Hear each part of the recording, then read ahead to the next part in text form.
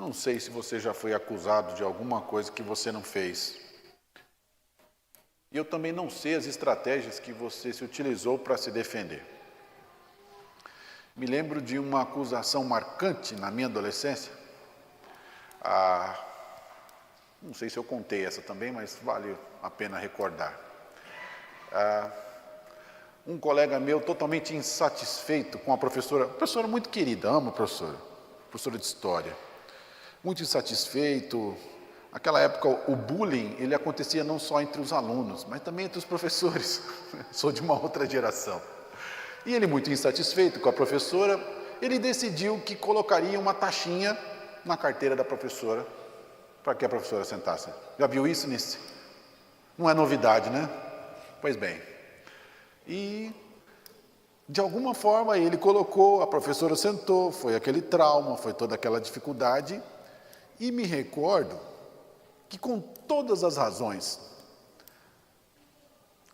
o nome indicado como culpado foi o meu.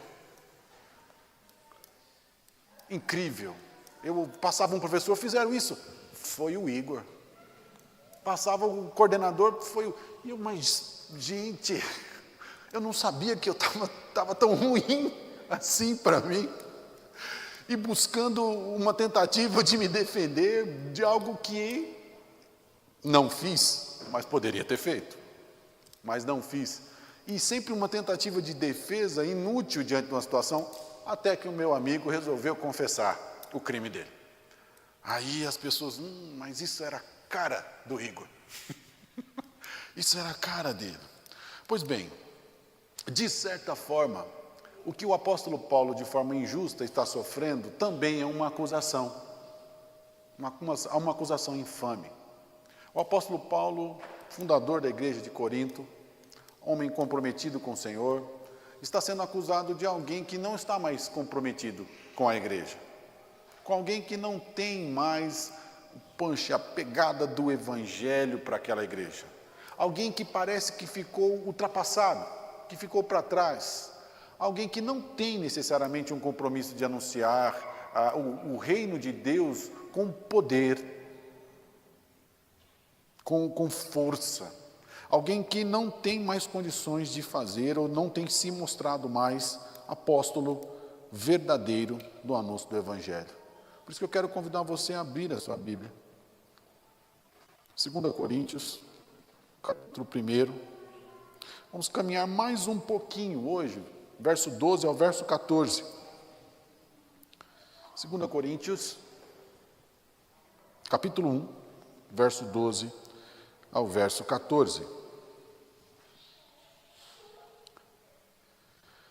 Porque a nossa glória é esta, o testemunho da nossa consciência de que, com santidade e sinceridade de Deus, não com sabedoria humana, mas na graça divina, temos vivido no mundo e mais especialmente para convosco.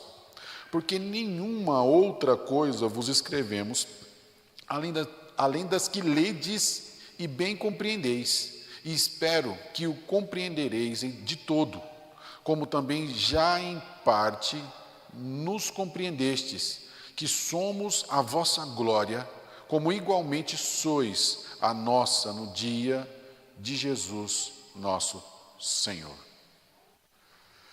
Paulo propositalmente faz um relato da sua viagem missionária, do seu compromisso missionário. Ele pega esse relato, de certa forma, desse sofrimento na Ásia, essa sentença de morte, falamos um pouco no domingo passado, que ele obtém, e ele utiliza-se disso para, de certa forma, vincular-se com a igreja, trazendo a igreja para sofrer com ele, para passar com ele diante desse sofrimento, desse julgamento, e mostrar que toda essa fraqueza, dessa condenação que ele sofreu, dessa resposta que talvez Deus o livrou da morte, mas ele tem uma sentença de morte, e de toda essa situação que ele é visto em fraqueza, agora essa igreja é convidada a se relacionar com ele. Paulo está preocupado com isso.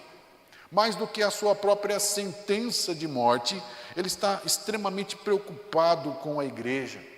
E isso, de certa forma, é visto como fraqueza, porque Paulo interrompe um tanto o seu trabalho missionário para voltar-se para a igreja, para relatar o sofrimento lá na Ásia e para vincular toda essa preocupação como algo urgente na sua vida. Paulo não é alguém que abandona a igreja.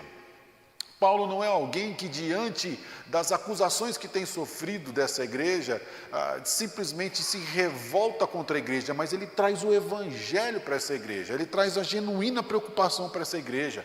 Paulo não se defende dessa igreja nas acusações de fraqueza. Paulo, você é fraco. Paulo, você... Ele não se defende dizendo que ele é forte, de maneira nenhuma. Paulo se identifica nessa fraqueza e ele diz assim: olha, vocês têm que aceitar essa fraqueza, porque essa fraqueza é onde se manifesta o evangelho. É exatamente aí que acontece. Paulo cancela a visita, isso dá um problema danado, porque alguns que eram mais partidários de Paulo, que ainda seguravam a bronca diante da igreja, recebem a notícia que Paulo não vem. Paulo cancelou a visita e ele começa a ter mais insatisfeitos diante do seu apostolado. Eles devem entender que Deus encomendou Paulo em fraqueza para eles. E eles precisam entender que, assim como Deus se esconde em fraqueza, na própria fraqueza da humilhação de Cristo, do servo sofredor, morto na cruz do Calvário, mas é ali que se manifesta a força, o amor e a graça de Deus. Da mesma forma, o ministério apostolar deve ser visto também em fraqueza. Isso contrapõe muito a ideia do que a igreja estava vivendo. Então, Paulo não busca uma autodefesa, ele traz o evangelho do Senhor, ele responde com o evangelho do Senhor. Ele não visita a igreja nesse momento, ele não cumpre a promessa, mas ele não apresenta uma defesa senão do próprio evangelho.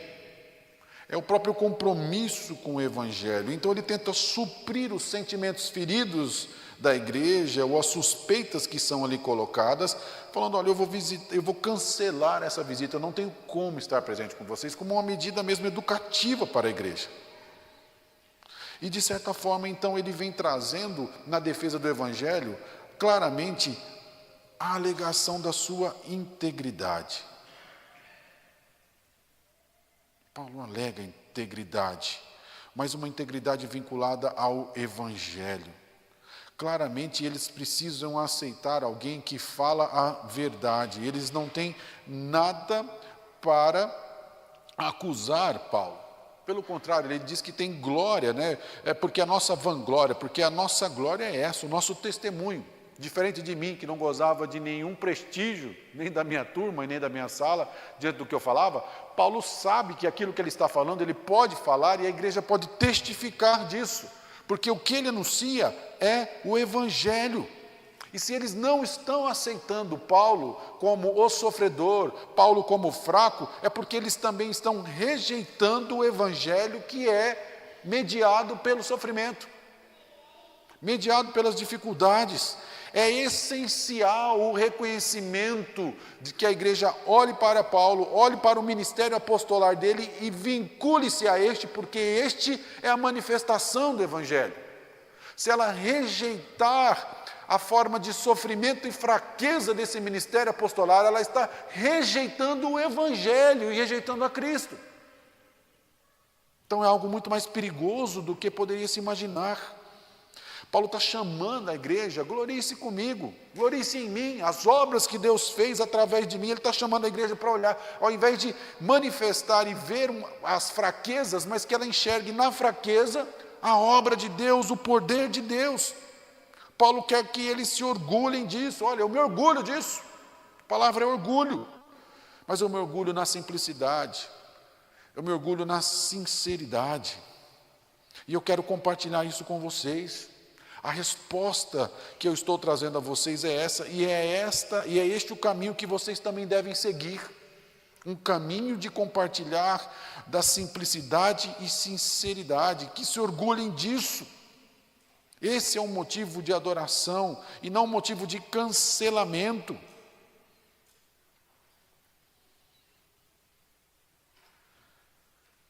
A igreja identificada com Deus A igreja identificada com Deus, ela compartilha, em primeiro lugar, um orgulho santo, um orgulho apostolar.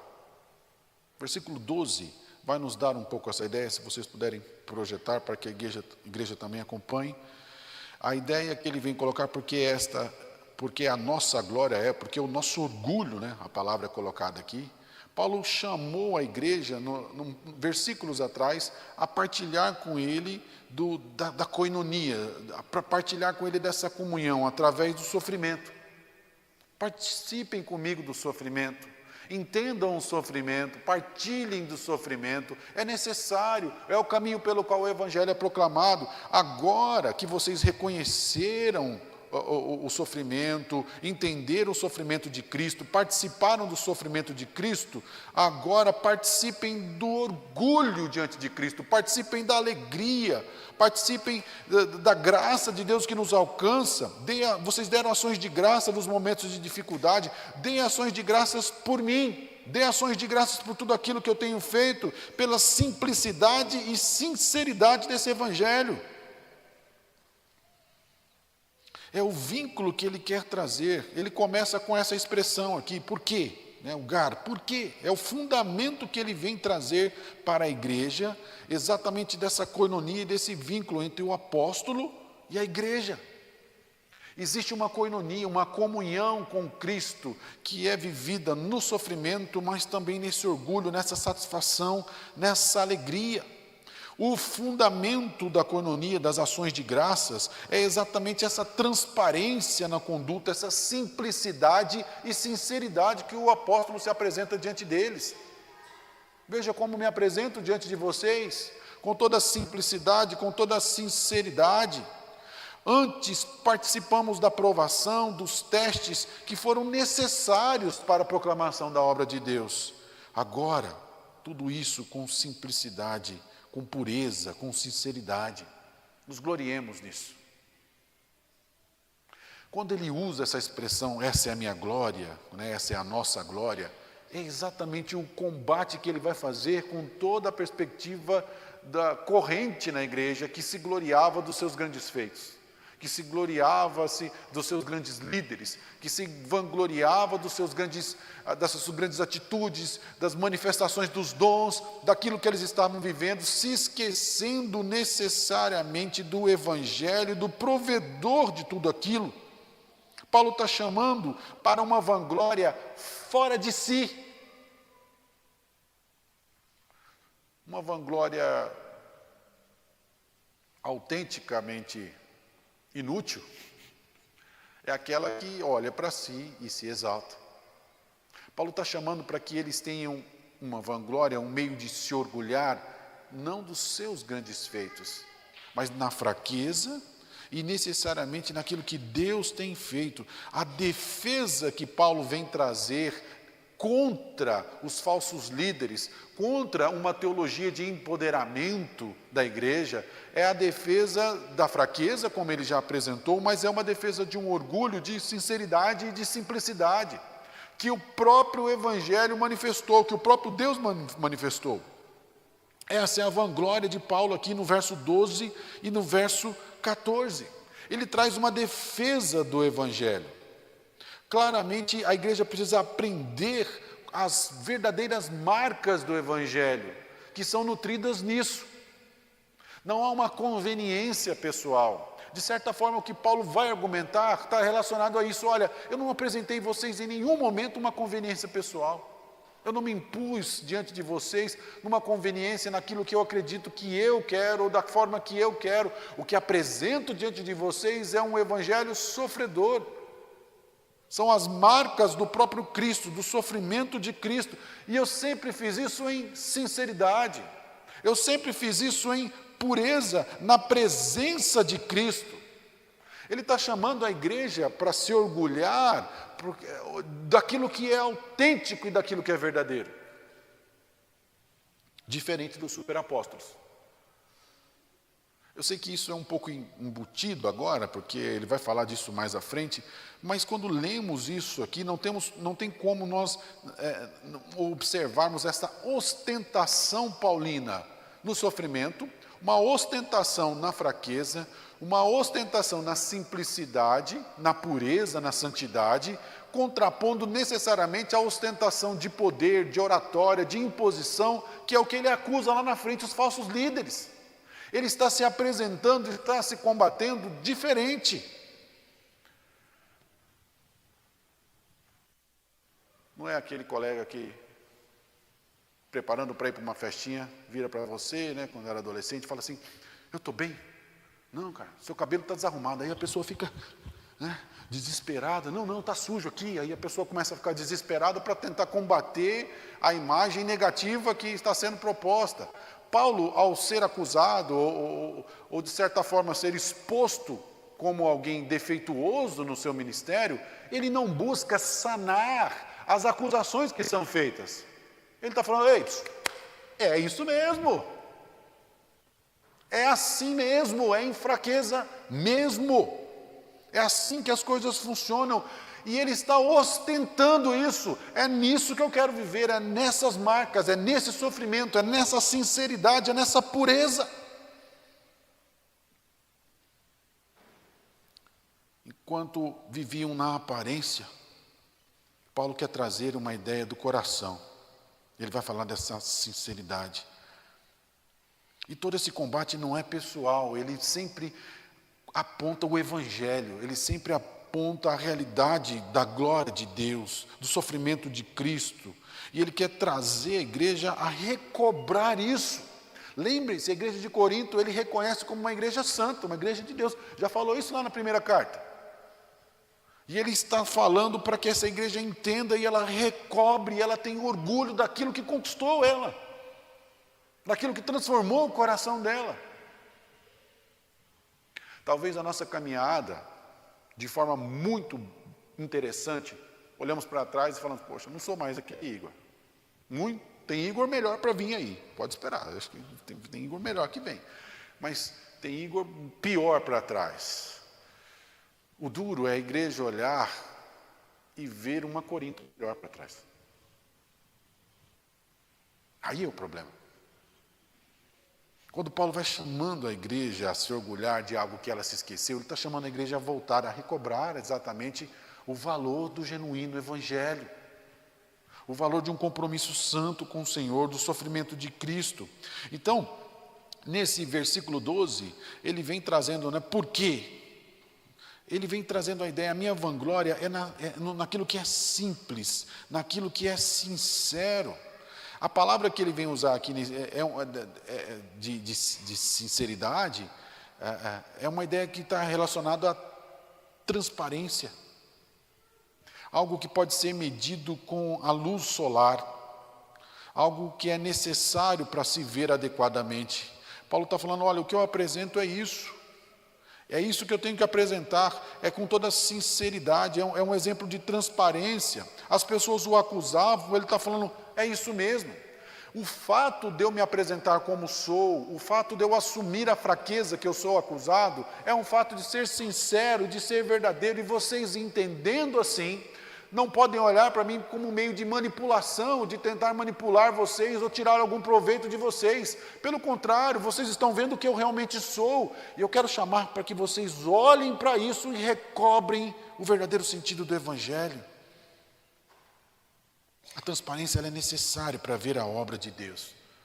A fraqueza é necessária para que se veja a obra de Deus. Consegue entender isso? Nós falamos disso um pouco no domingo passado. Por que eu passo por sofrimento? Para que eu possa entender. Para que eu possa entender realmente para que a glória de Deus se manifeste. Eu tive que entender o que é dependência de Deus. Paulo falou isso um pouquinho, alguns versos atrás. É no sofrimento que eu entendi o que é depender de Deus. Pois bem, é diante de tudo isso, e é assim, alguém sofrido e alguém marcado no sofrimento de Cristo, que eu me apresento como um ministério apostolar. É com essa sinceridade. Você não precisa projetar nada diferente para cumprir com o ideal do anúncio do reino de Deus.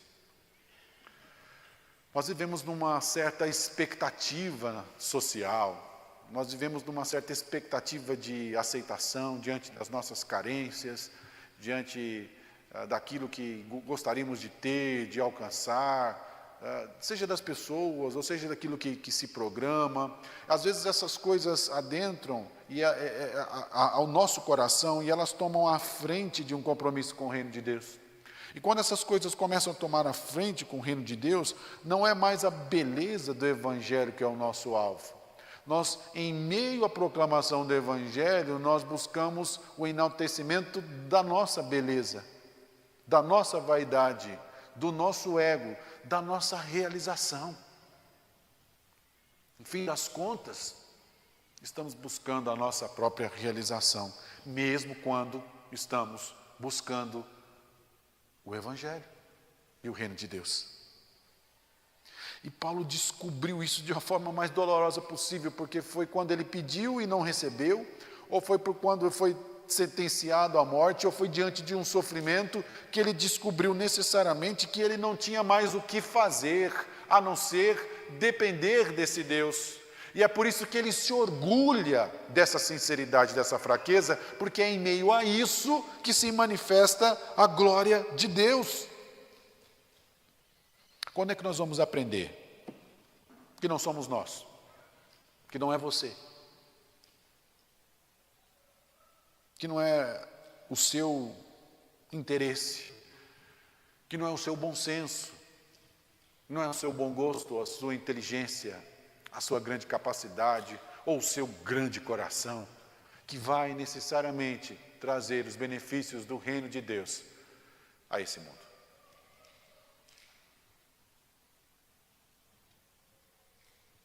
Paulo está fugindo da aparência externa, ele está fugindo dos padrões humanos, e ele está trazendo necessariamente um compromisso extrapessoal.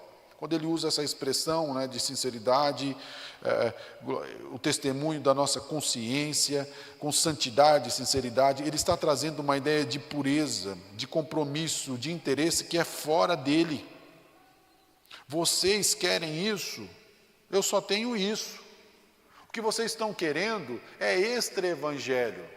Todo tipo de imposição e de ostentação, onde a própria pessoa é enaltecida, isso é anti-evangelho. Eu não tenho isso para oferecer e não é isso que o evangelho oferece. Vocês precisam encontrar em meio ao sofrimento e fraqueza a glória de Deus que é refletida na vida de vocês.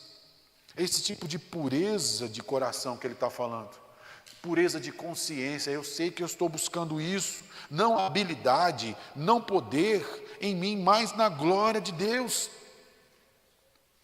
Essa vanglória não é excêntrica, ela é fora dele. Ele não fala de si mesmo, ele não fala das suas realizações, ele não fala das suas qualificações, mas sim de Deus, o que Deus fez por meio deles. Olha o que diz o texto. Com santidade e sinceridade de Deus, não com sabedoria humana, mas da graça divina, sempre pela graça e pela misericórdia. A ousadia de Paulo, a intrepidez de ir, de sofrer, de ser ultrajado, de responder à igreja, é voltado àquilo que Deus fez, a graça de Deus, a misericórdia que o alcançou.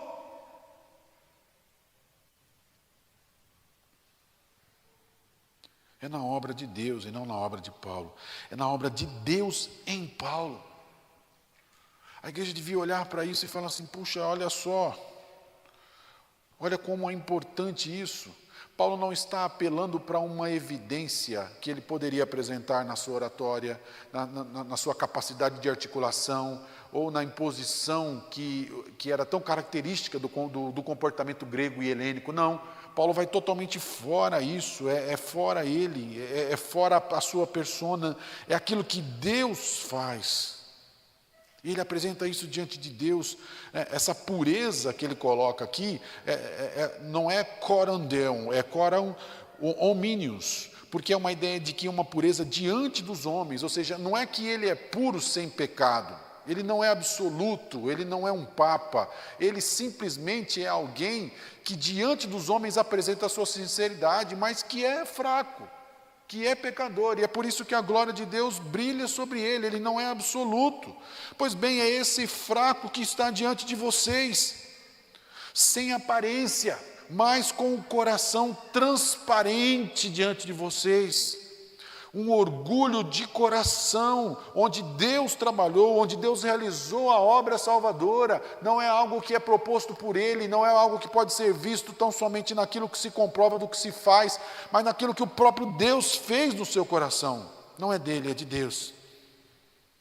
A sinceridade, a simplicidade que vem de Deus. Não é uma sabedoria humana, mas é a sabedoria de Deus.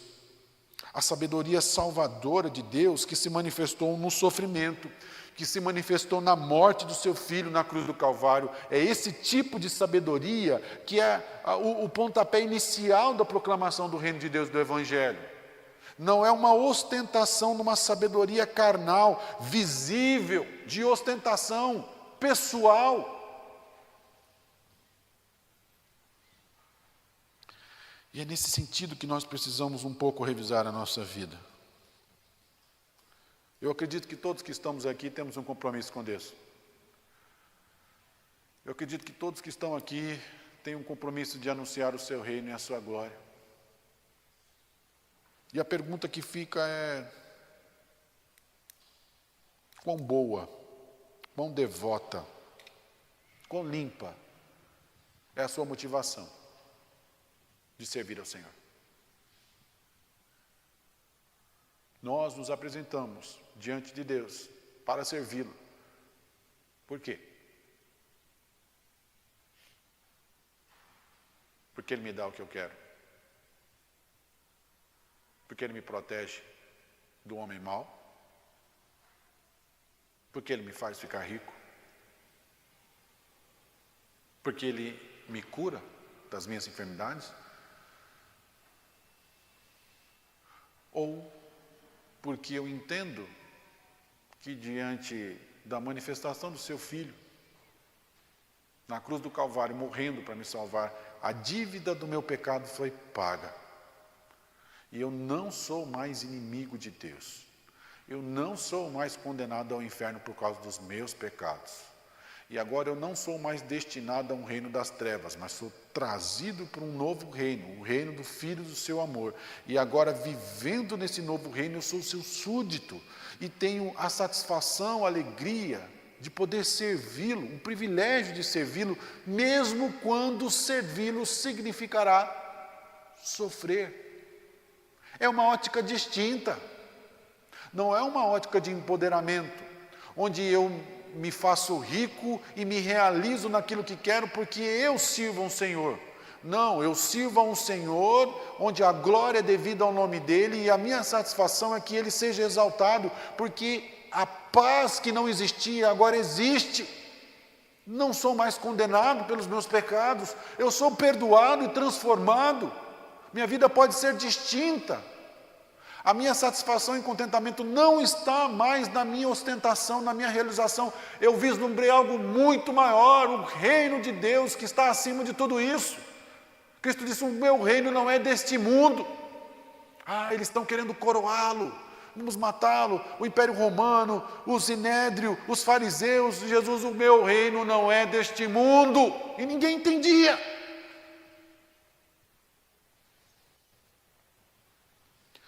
Toda confiança, toda persuasão, Paulo aprendeu com Deus.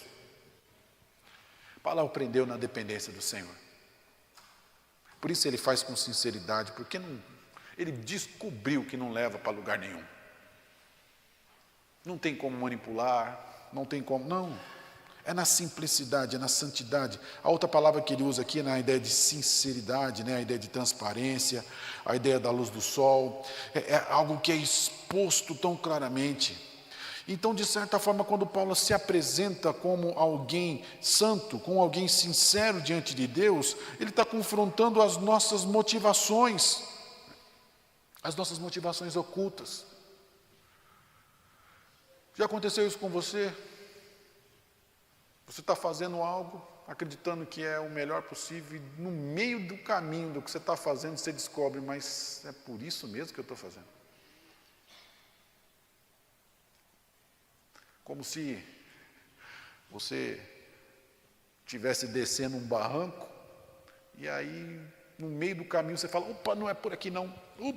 né? Você vai se segurando para não despencar de vez, porque às vezes as boas intenções que podem surgir no nosso coração são maquiadas, até mesmo ocultas de nós mesmos, diante de peças que pregamos a nós mesmos, diante do nosso orgulho, da nossa vaidade, da nossa arrogância. Por isso que Paulo se desprende de tudo isso. Ele solta. Ele fala, eu vou falar em pureza, eu vou falar em transparência com vocês. Quer saber tudo? É tudo assim. Ele vai dizer mais tarde, lá no capítulo 4, versículo 2, que ele já renunciou tudo isso já ficou para trás. Paulo não tem mais tempo para essa vaidade. Paulo não tem mais tempo para uma disputa. Ele está correndo para que o reino de Deus seja anunciado. O seu compromisso é isso. E ele deseja que a igreja de Corinto o faça também.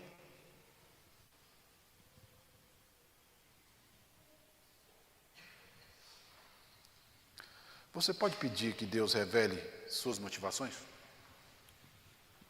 Não seria um interessante exercício para nós? Somos homens e mulheres aqui tementes ao Senhor. Temos servido a Deus nessa igreja, temos servido a Deus em outros locais, temos servido a Deus nas nossas famílias. Você ainda é capaz, diante de tudo isso, do que Deus já fez na sua vida, derramar o seu coração diante de Deus e pedir que Ele sonde o seu coração e que Ele mostre as reais motivações diante daquilo que você tem feito. A igreja identificada com Deus, em segundo lugar, ela compartilha a aprovação, o reconhecimento santo apostolar. Versículo 13 vai nos dar um pouco dessa ideia. Porque nenhuma outra coisa vos escrevemos além das que ledes e bem compreendeis, e espero que compreendereis de todo. Paulo está aqui mostrando aqui, né, dentro da manifestação do seu fracasso, né, em viver de acordo com os padrões de Corinto, ele fala, mas o que eu falo é a verdade, o que eu falei vocês conheceram, o que eu falei vocês compreenderam. Há uma discrepância aqui daquilo, a acusação do Corinto era uma discrepância entre o que Paulo escrevia e o que Paulo mostrava lá. Paulo chegava lá na igreja, imagino eu, mirradinho, fraquinho, né, bem magrinho, marcado pela viagem, né, surrado pela viagem, ou seja, totalmente fora de uma ideia de ostentação e de imposição. E quando ele escrevia em poder, ele escrevia em força, como você vê aqui nessa carta. E eles estão falando, cadê o Paulo que escreveu? Esse Paulo que escreveu é o que está aqui. Porque eles estavam envoltos a esse empoderamento, por essa ideia de força, de glória da igreja, de glória pessoal. E Paulo está totalmente voltado e diz, olha, o que eu escrevi para vocês é a mesma coisa. Vocês entenderam o que eu escrevi. Vocês precisam ver, eles precisam entender, conseguir entender que a força que vai fazer com que o Evangelho propague é a força de Cristo. E que a força de Cristo, ela se aperfeiçoa na fraqueza apostolar. Quanto menos de Paulo tiver, melhor. Quanto menos de Paulo, da sua capacitação se destacar, melhor, para que o reino de Deus seja proclamado. E você entende que você foi chamado não para a sua glória, não para a sua realização pessoal. Você entende que todos os planejamentos, tudo aquilo que está na sua cabeça aí, se Deus quiser, Ele faz assim, ó, e muda tudo? E se Ele fizer isso? E se Ele fizer isso com aquilo que está dando certo? Dando certo. Nossa, isso aqui está bom. Desse jeito aqui as coisas estão indo bem. Vai ficar bem legal lá no futuro. E aí Deus pega isso e... Não vou por aí não. Não é por aí. Como é que eu e você vamos responder isso? Como é que você responde diante dessas situações? Se Deus quiser manifestar a sua força na sua fraqueza, você tem maturidade para isso? Você consegue entender?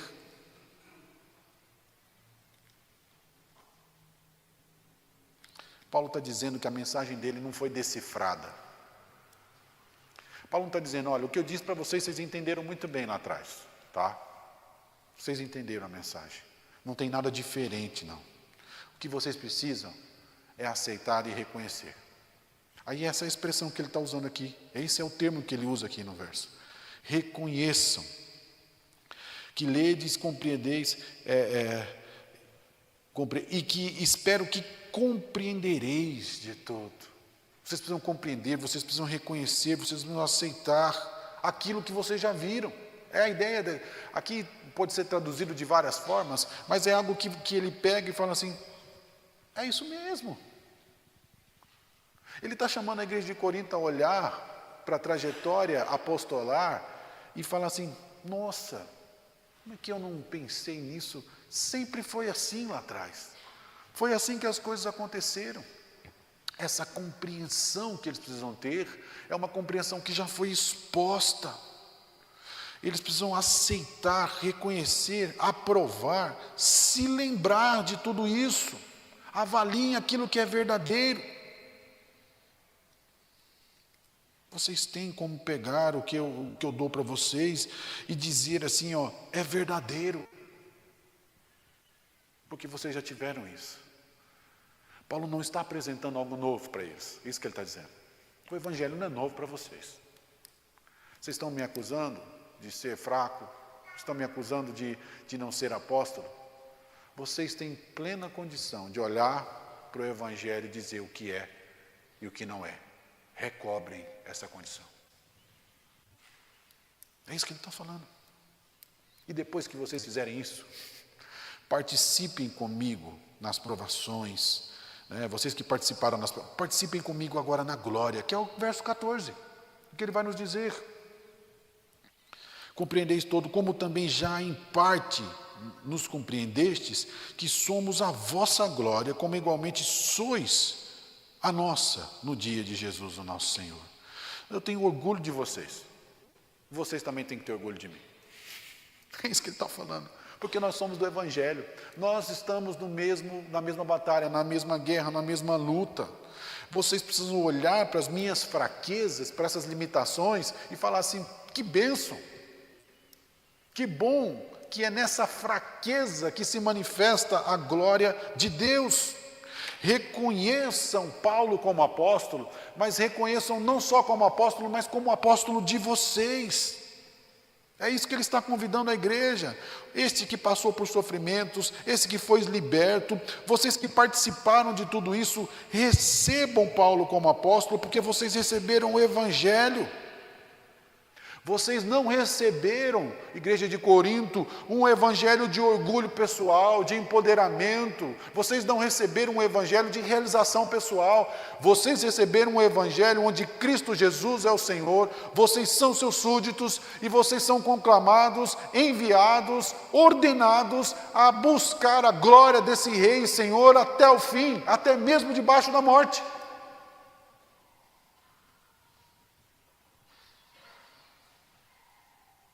Quer saber de uma coisa, igreja? Vocês são a prova de que eu sou apóstolo. Vocês são a prova viva de que eu sou apóstolo. Eu sou apóstolo e vocês estão aí por causa disso. A manifestação. E no dia do nosso Senhor Jesus, o dia, Paulo está trazendo aqui claramente a esperança. Nós vamos ver plenamente todas essas coisas.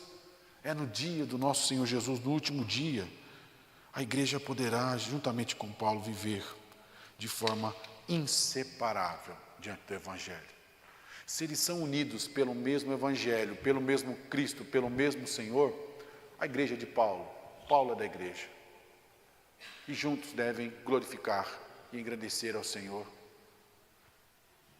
Pela ótica, pelos padrões do Evangelho. Há um grande perigo de nós permitirmos que os padrões que não são santos, que não são estabelecidos pela palavra de Deus, mas que são usuais, estão aí no nosso dia a dia, sejam padrões estéticos, sejam padrões culturais, sociais, adentrem a uma perspectiva do que é a igreja, do que é o povo de Deus. E quando nós partimos para esse tipo de questão, nós começamos a a ter uma avaliação daquilo que é e daquilo que não é, mediante esses padrões que nunca foram bíblicos, nunca foram estabelecidos pelo reino de Deus, mas porque é usual na nossa escola, porque é usual na nossa vida social, na nossa família, na nossa casa, no nosso casamento, a igreja também deve partilhar disso. Um evangelho de sucesso.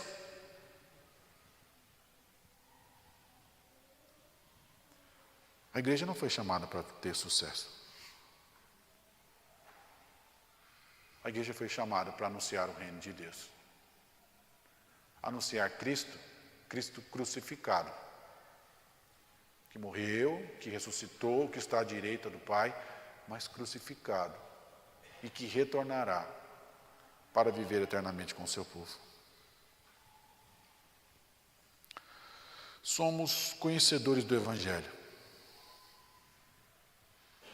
Não se iluda com motivações pessoais.